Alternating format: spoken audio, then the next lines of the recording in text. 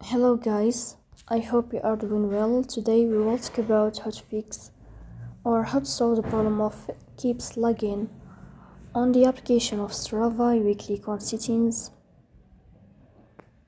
Here we click on apps, default apps, app settings. Then we'll search about Strava app and we click.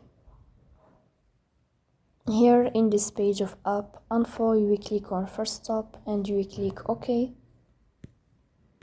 Here you will enter to the window of storage. Then we click on clear cache. In the end, you will turn off your phone and you will wait a moment to restart your phone again to fix that problem. So that's all. Don't forget to support us by like and subscribe. See you next time and thank you for watching.